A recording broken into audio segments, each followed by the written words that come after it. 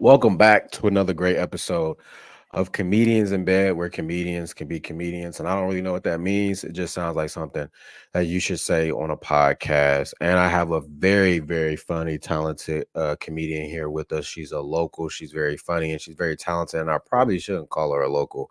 That's why we have her on the show because she's booked all over. She's even booked internationally, bro. She's pimping internationally all over the world. So we're going to talk about that and just more so about how fucking funny she is, man. I can't wait for you guys to jump in on this, man. We have the very funny, the very talented, the one of a kind, Caitlin Menosky, everybody. Give it up. So happy we got you on the Hello. show. How are Thanks you so much doing for having today? me. I'm doing pretty well. How are you? Anxiety's high a little bit. You got to pick people up from work. You got to Mhm. rush home, do an interview real quick, and you got to go to the gym afterwards. Make sure you go to the open. I feel like a father, but I don't have kids. So, Mhm. but any day above ground is a good day. So I can't complain. So Absolutely. yeah, yeah. I tell all my friends, I'm like, I work first shift and then I work second shift comedy between More the open mics and writing sometimes it feel like second and third. and For real, man. I just be like, man, my day starts at 4:40 or 4:50 and it don't end till about 12. I'm Mhm. always just running, running, running. How do you do it? I mean, you work, you do comedy and you travel. How do you maneuver, working for somebody else and working for yourself at the same time? It's definitely tough. I know a lot of my friends work jobs that they have more flexible gigs where they pick up shifts or it's just kind of contract work. Um, the job that I used to have had a pretty generous PTO policy. So I feel like you kind of have to either one or the other. But if you're like, I work like a salaried office job, I have to have a lot of flexibility with my time off, or I work a job that I can work, my own hours. So, Yeah, yeah, yeah. Yeah, I be having to have everything scheduled out because if I don't, I will mhm. everything got to be on the calendar. If not, like, yeah, people ask me the day of, it's a good chance it's probably not gonna happen. Not just for like my sake, but like, you know, I can't remember who told me, but they're like, oh, work like comedy is your only job.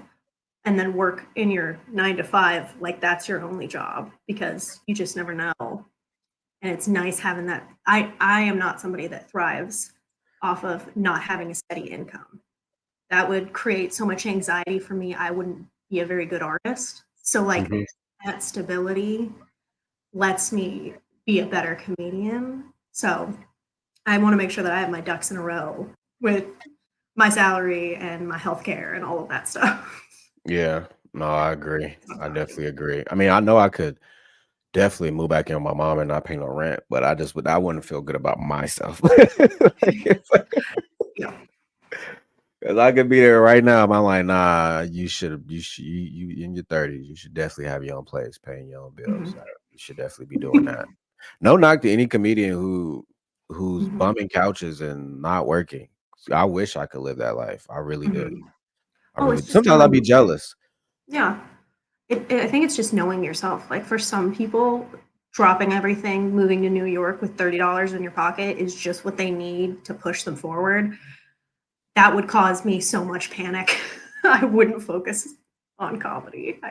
I'd be panicked about where I'm getting my next meal too much. Each their own. Shoot. Yeah, I couldn't. Yeah, I feel like comedians that have that ability to like not work during the day and all they do is comedy. However they get their income is however they get it, but they Mhm. just that they you see the progress, and I'll be like, I want that, but student loans. Yeah, I can't tell Uncle Sam, hey, just gotta pick up a couple more DoorDash shifts and then that money's yours.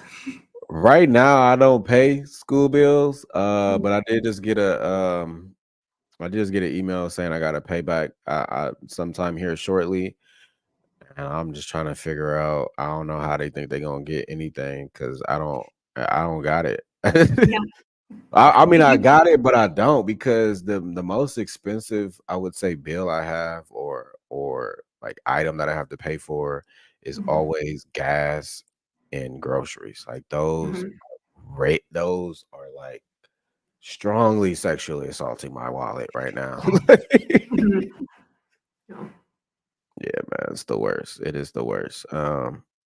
So what do you like?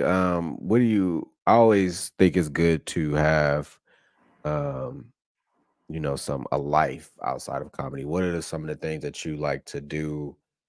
Take your mind off writing, take your mind being off creative, and just living life. Mhm. Big fan of walks, not just because they're free, but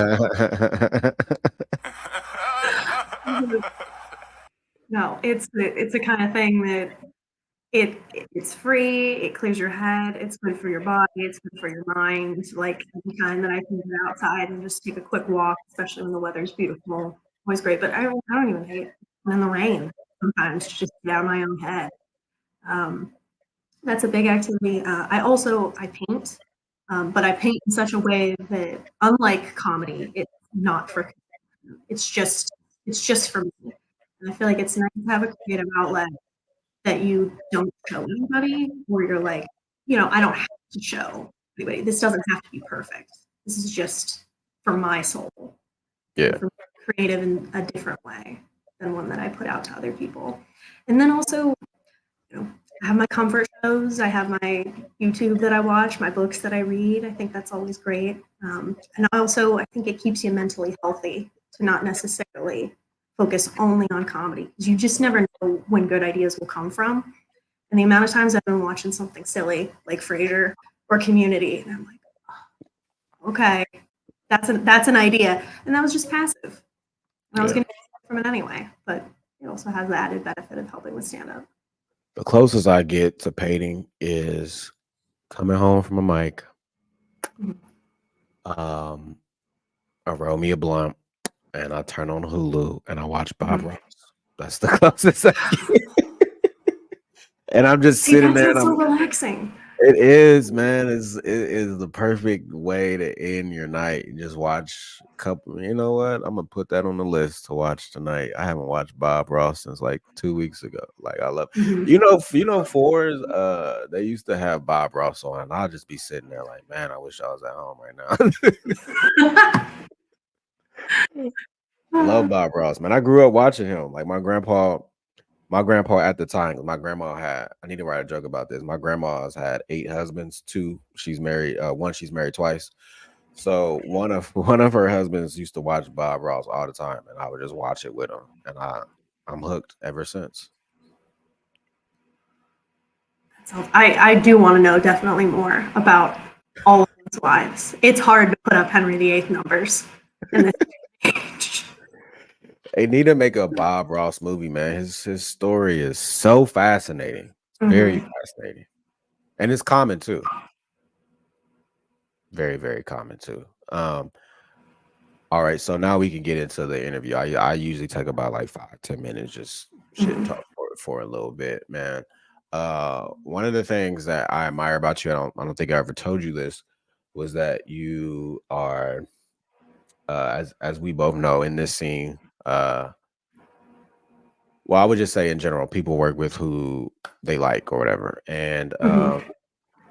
you are often booked outside of the scene, which is very admirable. And I always say, like, if you really want to do or take comedy seriously, being even if you're in New York, it's a cool Mhm. scene to be in, but you want to step out, really test your material out throughout the United States. How do you stay booked outside of the scene so much?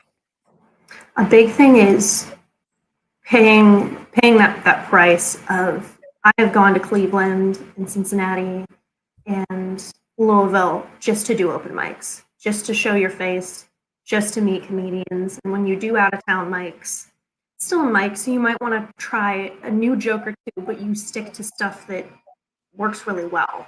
And so the first time that people see you, it's only 5 minutes, but if you knock them out of the park, they're going to want to go up and talk to you. I feel like overwhelmingly, a lot of comedians are very nice people, but there's so many people coming in and out that they tend to be a little bit more reserved until they see you on stage. And they're like, oh, I really like that person. And, they might not even necessarily love all of your jokes, or it might not necessarily be their sense of humor, but they see you going up and they see you knocking it out of the park. They want to get to know you, and vice versa. I love going to out of town mics, meeting new comedians that make me laugh, and then pointing out something very specific in the set that they did that I admire. And I feel like that mutual respect, and if you show your face a couple times, then you kind of get in with a network. And a lot of people that run regular shows in those cities that, say like monthly shows, they're going to want some fresh talent because they have an audience. And if they run through the same like 20, 25 comedians, they're going to want to pull in a couple people from out of town. And if you've shown that you're willing to make the drive for free, you're definitely going to make the drive for pay. So that's definitely how I've gotten into Cincy, Dayton, and the Cleveland scene. They're so close. And I was willing to travel for no money just to network. Bing bang.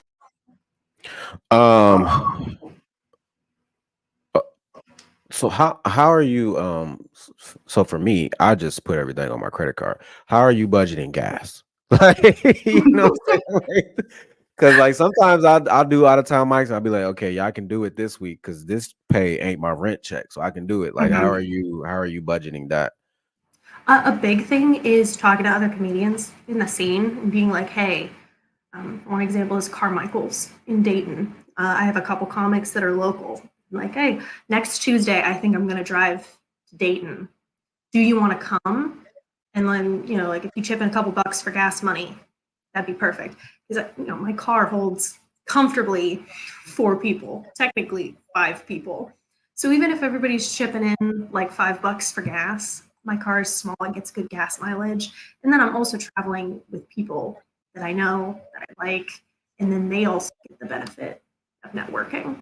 So gas is something I budget. The more I can carpool, the more it helps. Also, the way that I operate off of a lot of my comedy right now is the money that I make kind of stays apart. Like I don't usually use that to pay a lot of my living expenses. That I can roll that back into gas to shows, to submitting to festivals. So I almost kind of keep that separate right now, which is a bit of having a day job, that I'm able to do that. I feel like if I didn't, then I would have to pull from those comedy funds to pay my bills. Yeah, man. I mean, sometimes I'll be going to Cincinnati like once a week, and I was like, yeah, I can't keep doing this. It's always tough, and it's not too many. Well, I don't want to say it's not too many, but it's only a handful, I feel like, in our scene that actually travels out, though. Yeah. Well, that's the nice thing about going to those cities, making connections. Then people that you can message and be like, hey, in the next week or 2, I really want to go back to Cleveland. Are there any nights that you would recommend I go? And then people will be like, oh, go on Wednesdays or whatever. There's 3 different mics you can hit. That's helpful information that I might not necessarily be able to find, because even being on that scene's Facebook page, not everybody posts every mic. Yeah. An advantage of having those connections. No, I agree. All right, Asta, how did you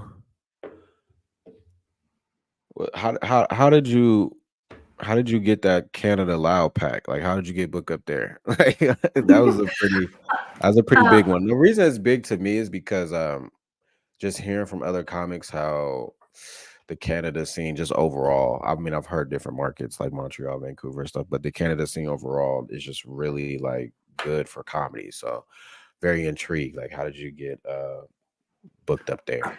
On the Toronto like open mic Facebook comedy page, someone was putting out that they were looking for people they hadn't worked with before for a showcase. And I just did the standard like introduction message, sent a tape. Like, there's no way you've worked with me before. I'm from the States. And he was like, yeah, okay. Like my stuff, hooked me on that. So that was my first introduction. And then when I went up there, I now was able to meet a couple comedians at the show. And specifically, I was able to meet several. Went to an open mic the night before. And that was really great. And talk about a talented scene. Obviously, I didn't meet everybody, but this was a open mic on a Friday night at like midnight. And people are just absolutely crushing. Wow, everybody here is really good. That's a benefit of visiting other scenes. Did you drive or did you fly? I drove. How many hours was that? 7. Did you go through Buffalo? I actually went through Detroit. Oh, okay. Yeah, okay. Yeah. I But feel yeah, like it was. going through Detroit would scare me. I don't know why. Like when I look it up and it goes through Detroit, it's still like as soon as you cross over, you're in Canada, but you still got a ways to go. Like that's Yeah. what how do they drive out there? Like is it different? Like Oh, some of the worst driving I've ever experienced was in downtown Toronto. And I lived in Chicago for 5 years. I'm like, no one yeah. cares. Everybody's just zigzagging all over the road. I'm like, and it was like a culture thing because I'm like, no one's honking. Is everybody too polite yet so bad a driver that they're just going to cut you off and no one's going to say anything? That was a small bit of culture shock, but yeah, it's nice that where we're located, it's about equidistant whether you go through Detroit or Buffalo. So I went through Detroit because that week there was a weather advisory in Buffalo with the amount of snow. But yeah, I can't wait to go back. It was so cool to meet comedians that not only were very talented, but I hadn't met before, and not even just I hadn't met, like nobody I knew had met them before. It was like a completely brand new group of people that were so. Yeah. I was talking to some Michigan comics and telling them about how I wanted to get up to Canada. And they were saying that when you cross the border, you can't tell them you're going up there to do comedy. You just got to tell them you're doing a comedy show. Mm-hmm. What's the because I've never been to a border before, and I'm a smoker. I'm definitely gonna have weed in my car, so I shouldn't have weed in my car. No, but it is very easy to purchase weed in Canada. It's legal, and in fact, the dispensary that my partner who joined me, we went to, they didn't even card. It was wild. They didn't ask for ID or anything. I said, this is a lawless place, and I love it. Here's my thing, right? Like, I gotta smoke a whole blunt before I get there, and then smoke a whole nother blunt before I cross back over. That's doing too much. I'm not gonna be good. I'm not because like when I smoke before I go on stage, I take like 4 or 5 hits. I don't need the whole thing. You know what I'm saying? So that's why I was asking. I keep it in my glove department. All right, I'll just smoke the whole thing. God dang it. Oh no, gotta smoke. Yeah, I know, right? All right, cool, man. But yeah, man, I wanted to get up there because it seemed fun. Canada people seem nice as hell, and the people I've talked to 2 previous people before you asked me about Canada, and they've always had positive, great things to say about it. And I've always heard that they run good shows, no matter what part of Canada it is in. That's what's up, man. That's what's up. I wonder if like comedians down south, if they go to like Mexico to do shows. Yeah, I've wondered that too. I haven't heard of anybody doing that, but I wouldn't be surprised at all, especially places that are decently close. Like I can imagine a lot of San Diego comics. Yeah, South of the border. It's like an hour. Hey man, I would definitely do it, and then I would charge people that want to come back to the country, like sneak in at least like $100. Like you gotta pay me like 100. I'm leaving here with something. You're like Ty's doing shows for dirt cheap. I don't know how he's covering his own. You're like, human trafficking. Yeah, man. But nah, that's what's up. How beneficial is that like exposure to go to a whole different country and do Canada. And the reason why I ask that is because I'm not going to say it's a direct link. However, in Canada is just for laughs, and so that's very important for every comedian. So how good is that exposure and networking to get in the Canada scene, which is very popular for US comedians to like get up there and blow up? Oh, it was super helpful. The person that was actually running the open mic that I attended followed on social afterwards, and then I realized that they're one of the regular bookers for a couple of the smaller comedy clubs there, and that's exactly why you do things like that, and they were wonderful. I think another challenge too is, and I hadn't thought about that until I was actually there. I'm looking at my partner, I'm going, "Oh, can I do that George Bush joke here? Will it work?"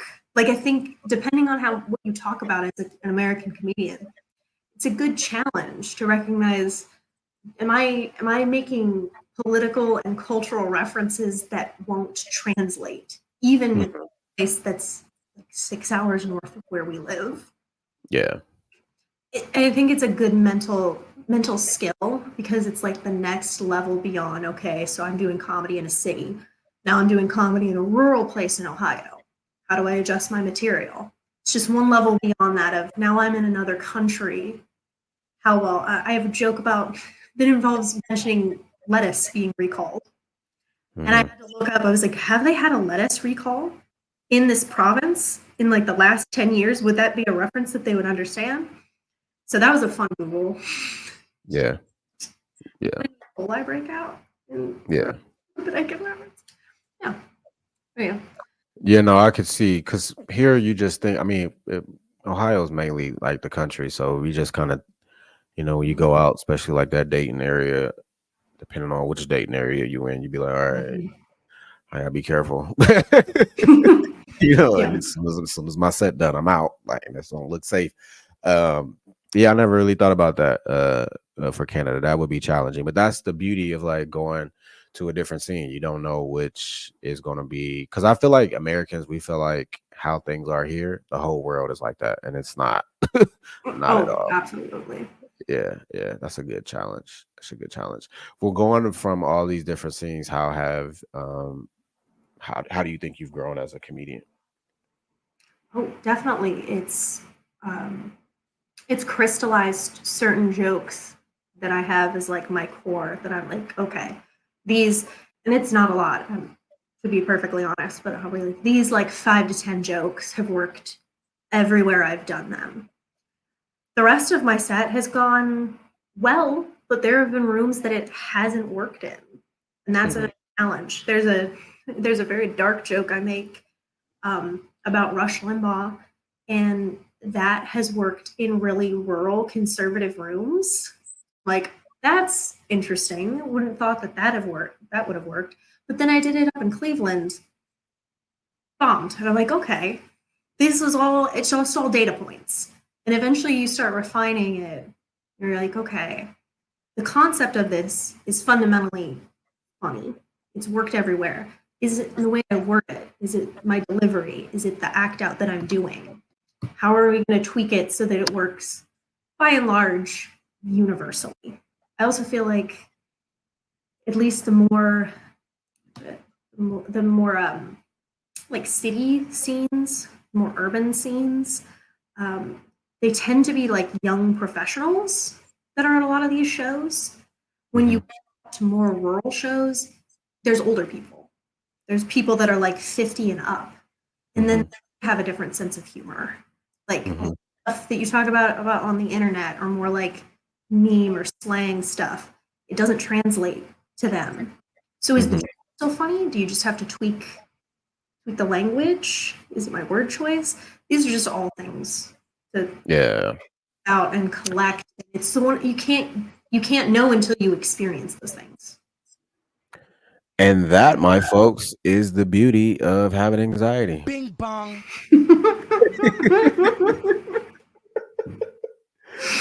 I never really thought about it, but you like that perfectly describes anxiety. That's my superpower, where I could be like, I'm thinking about these things no one probably did, and I should somewhat find some success in this. Yeah, Mhm. that's what's up. Yeah. Yeah. Do you so did you start off doing comedy in Chicago, or is that where you were born and raised, or So I'm from Southeast Ohio originally, and then I went to Chicago for college. I was there for 5 years, and I did not do comedy while I was there, except for I did a student showcase on campus. And it was actually during Parents Week, which was a terrible idea. I don't know why they were like, hey, let's let a bunch of people that have never done stand up comedy before make a bunch of dick jokes Mhm. when the parents are visiting. Mhm. But I did my I did my first 5 minute set, and I kid you not, I got off stage and I was like, glad I crossed that off my bucket list. And it clearly stuck because when I moved back to Ohio and I got out of a long term relationship and I needed something creative to get me out of the house, I'd already been bit by the bug. So I count the time that I've done stand up as March. So it'll be 2 years in March. But technically, I did it once before in Chicago, but I didn't realize that it was going to take. Bro, I had no idea you were only 2 years in. I really thought it would have been like more. That's what's up. You don't seem like you've only been doing it for 2 years, like based on like your material and how polished you are and stuff like that. Thank you. Oh my, hold on, man. Hold on. All right, we're back. I'll take a quick break. All right. Do you plan on because I feel like that would be a good conquering feat. I'm pretty sure you've already been there, but uh do you plan on like moving back to Chicago or going back to do comedy in Chicago? Like, yeah. Oh, I would absolutely love to go back. I've been on a couple shows with Chicago comedians that have been in Ohio or in Indiana. So I have a couple people in that network, but yeah, I'd love to go back. I did actually go in September for a weekend to just hit a bunch of mics because it's such Mhm. a city that they have multiple mics even on a Saturday. But I ended up getting like the stomach flu or something. So God bless him. Zach would go out and do mics, and I would just stay sick in the hotel room. And he'd be like, "I'm bringing you back some Gatorade." And I was like, "The best."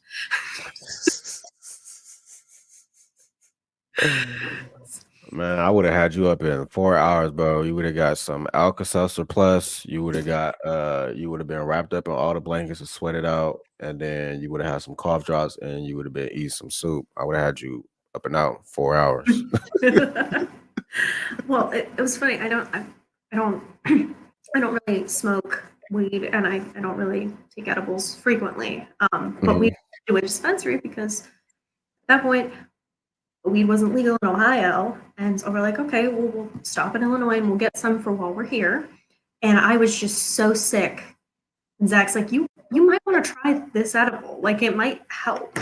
And I took it and immediately threw it up. And my first thought was, no, that was like $5 that I did. No. Please don't feel bad about that because any weed I waste, I'm pissed. Like you cannot end on the carpet, on the floor, on the couch. It can't do none of that. It all gotta Mhm. go in the blunt. That's crazy. I've done comedy in Chicago. It's always a good time. I've Mhm.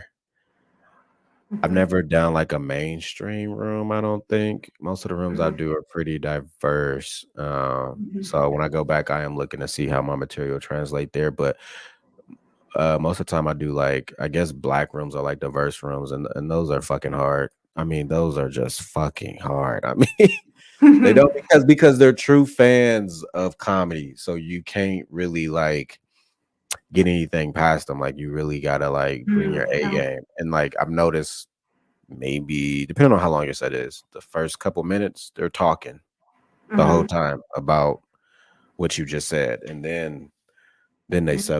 they settle in and whatnot. But Chicago is always a fun time. Is there any city that you haven't hit yet that you would like to hit? Oh, yes.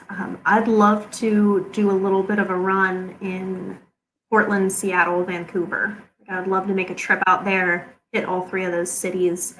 I've heard Seattle's a really great scene. Obviously, Vancouver is the big scene in the west part of Canada. So that, and then Portland, I've heard that it's got kind of a different flavor, and so it's just always interesting to expose yourself to different types of comedy. Like I feel like they have a really strong like alt anti-comedy scene, and that's just the more that you can experience the craft and all of its varieties, the stronger a performer you will become. Mm-hmm. Yeah, I would love. I have no idea why. I would love to like go up to the Dakotas. like when I be full time, like the first, I don't want to hit any major cities at first. I want to hit like the small cities with like the small clubs to like gain like a true fan base, you know. Like I want to go to Boise, Idaho. I want to go to fucking Montana. Like, you know what I mean? Yeah. Like just random ass places that you know they don't really get much entertainment. That's what I want to do. Yeah. When I did the Portland, Maine Comedy Festival last year, one of the organizers, his name's Ian McDonald, he does comedy full time. And I talked to him a little bit about what that looked like. And he said, I make all my money under comedy night. Like I just travel around New England and do comedy shows in places that they don't have comedy. And I've made that my full-time job. It's like that's amazing. And he said he's now been able to build a little bit of a fan base just by doing shows in places no one ever does them. And people get so excited and they can't wait for him to come back and who he might bring with him. And it's wild how differently comedy can be received as soon as you step outside to big markets. Mm-hmm. People don't even necessarily care who you are as long as you show up and you make them laugh. Did you drive to Portland, Maine, and then what's the biggest closest city, or is that the capital? I think Augusta is the capital of Maine, but Portland's the largest city in Maine. I flew into Boston and then I rented a car. It was like an hour 45 drive straight up the coast. But then I had a car while I was there, and it was a lot cheaper to fly into Boston than it was to fly into Portland. Maine. Fuck, that is up there. Damn, that's like the East Alaska. That's what Oh yeah, 100%. It was. You forget how far up it is up there. Like it's really up there. Dang, that's crazy. Portland, Maine, man. Comedy will take you some places you never thought you would go and have you talking to people that you never thought you would talk to. No, absolutely not. Man, that's crazy. Portland. Okay, so yeah, man, 2 years in, traveling a lot. What would be like a stage that if you got on it that you felt as if you made it or that you arrived, or like what's like your dream stage that you like, oh, I really want to be on that stage doing comedy? Ooh. If I could do a theater, like if I could do the Apollo in New York, I'd be like, Wait, time out. Square Garden is great, but like arenas seem like they would be just overwhelming. I was talking to a couple of their comedy goals, and they're like, this one of those guys like, yeah, no, like I want to play like arenas, like I want to do, and another friend's like, I just want to be able to smoke in clubs. And I'm like, honestly, if I could do like a theater, that'd be perfect. I did one theater show, tiny little theater in Madison, Indiana, and I was like, okay, it's a different beast, but it's not so different. Like I feel like being in an arena with that many people is just, I don't know. It would stress me out, but I feel like a theater is built for performance. So like that I could feasibly do. That would be the great. I don't have to headline either. I just have to be there. Do you want me to give all of the house instructions? Like, please silence yourself. I'll do it. The Apollo, like that don't scare you? Oh, no, I'd be terrified. But like, scared money don't make money. That is I true. That is I've true. I've talked to many friends where I'm like, oh no, I'm nervous. Like for instance, comedy. I'm like, oh no, I'm nervous all the time. But that's just that's an occupational hazard. Like I Yeah. not get nervous. Kenny Mock told me he gets nervous. This man's recording a dry bar special today. Yeah. Yeah. He gets nervous and he won the World Series of Comedy. I think I have permission to get a little nervous. Man, so it'd be I haven't done it in a while. I don't remember the last time it happened to me, but sometimes my anxiety would get so bad that I have like stomach aches, and like for certain shows, I would like just not be good. My stomach would just be like in knots, and I could probably see myself having like anxiety stomach ache from trying to do the Apollo. Oh, me too. If either of us ever get there, I fully expect a tag. Oh, it's so Yeah, close to curtain. If I go to the bathroom, I think I might be winning. I don't know. crazy. But then I feel you. I would definitely like to do it, but I would definitely be nervous. That's for dang sure. Uh all right, let's see here. Oh yeah, we didn't get to talk about that. So now a couple years in, you're starting to move on to do shows, Mhm. and you have your own show, Memory Lane. What is Mhm. the concept of that show? Everybody's coming up with new show ideas. What is the concept Mhm. of this show? How does it work? Yeah, so it is a themed panel show. So Memory Lane is the idea that we have kind of a loose topic. So our first show was bad dates. So it was people talking about bad dating experience. And it's a panel show, and that myself and four other comedians are all on stage at the same time. So we tell a story to theme. People can ask follow-up questions. We can riff on it. We can give each other a hard time. We share another story. And the whole point of it is it's a comedic storytelling show. So it's to theme, but it's also a little bit looser than a straight showcase. And so I like that approach because it allows comedians, and I had all stand-up comics on the first show, and I intend to do that moving forward. They can write to theme, but it also gives them the opportunity for things to jog their own memory. I had a couple people on the show that came up to me afterwards and they're like, I completely forgot about that funny story. It's like, that's the whole point of this show, is to help write, but also help you generate more material in a setting that people expect that it's not going to be polished all the way, that we're off the top of our head. And it's relatable. It had it at the beginning of February. People are like, oh my God, I have bad dates. I've had so many bad dates. And then part of the show, I actually had a gift basket that we had a bingo card with keywords from the stories that the comedians were going to tell. And so whoever got bingo got a gift basket. But then the second gift basket was for the comedian that got voted with having the best/worst stories. So then that gets the audience involved too, because they're like, okay, I get to like reward this person. Yeah. I think like little things like that can enhance kind of a show that has a little bit of a looser format. But that's the advantage of doing something that no one else has done before, is that the expectations are whatever you set them to be because no one knows what to expect. So Yeah. it was a Now, that's really a good good. time. It's definitely a good concept. It kind of reminds me like if you just like maybe if you're like at a kickback, or if you just go over your friend's house to like fellowship or whatever, you just kind of talking about bullshit or talking about high school or stuff like that and things that happen or whatnot. Yeah, that's a good concept. Yeah, that's what's up. Yeah. The success of the first show? It was awesome. All of the comedians did great. They built a pretty good rapport with each other, which is awesome.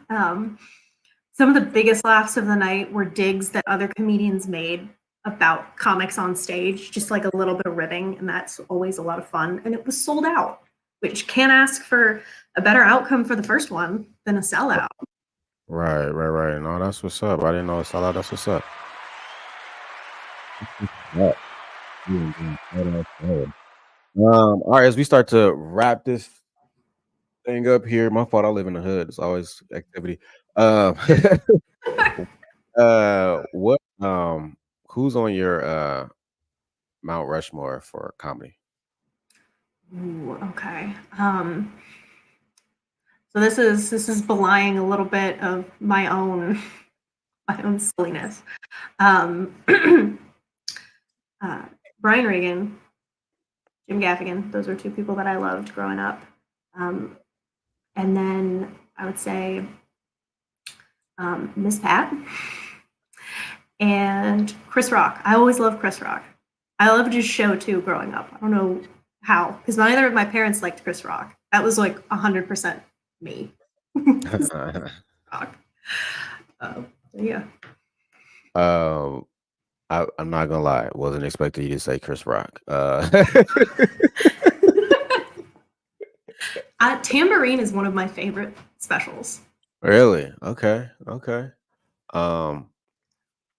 What words of encouragement could you give to any comedian that's listening to this right now? Don't quit after a bad set. If you think that comedy is maybe not for you, or you need to pivot and maybe find another creative outlet, don't quit after a bad set. Make that decision after a really good show. You have a really good time, and then you're like, you know what, I don't think this is for me. That's the best time that you can make that choice. Because if you quit when things are going poorly, well, things are going to go poorly a lot. That's part of comedy. So you got to get back at it. But it's also okay to walk away or change your perspective. Make that decision in a good headspace. Message. Caitlin, tell people why they should listen to Comedians in Bed. Oh, yeah. Ty pulls people from all over the country. They give great advice. I've been a long-time listener, been a long-time promoter, first-time guest. So you can get so many perspectives from people in so many different scenes. I've certainly gained a lot of knowledge from the guests that he's had. Also, it's just a good time. Like, it's a very positive, upbeat podcast. There's so much bitching in the world, especially in comedy. There's so much negativity. So to be able to plug in for 45 minutes to an hour where people are talking about the best that this art form has to offer, that sets it apart from all of the others by far. Yeah, man, this ain't Club Shay Shay. This ain't Club Shay Shay. Although now it is a goal of mine to make it on Club Shay Shay. Caitlin, man, where can people find you at? Yeah, so on Instagram, I'm at Menosky. That's Menosky. On TikTok, I'm at Caitlin.comedy. That's Caitlin. You should know how to spell comedy. And then Facebook, Caitlin Menosky. Don't find me on MySpace. That's very good to know. Follow Caitlin on everything social, man. She's always booked. Hit her up on the DMs to ask her for more tips and stuff. This is probably going to be our last time using this platform. We're going to be switching over to a new platform, so it may look a little bit different. Just I would say bear with me, but by the time this episode come out, it's already done happened. So but yeah, we'll catch our live stream every Tuesday on my YouTube channel at TYE Comedy. We go live every Tuesday at 11 a.m. And if you want to follow us for weekly clips, you can do that on Instagram at Comedians in Bed Podcast, and we stream wherever you listen to podcasts. But after that email, it'll already be resolved by the time you guys hear this. Fucking stress me out, man. I'm like, God dang it, bro. Now I gotta do more work on this god dang thing, but it'll all work itself out. Hey, Caitlin, man, we appreciate you for joining us. Thank you so much for having me. Oh, no problem, man. I'm pretty sure we'll have you back on again. We will see you guys next week.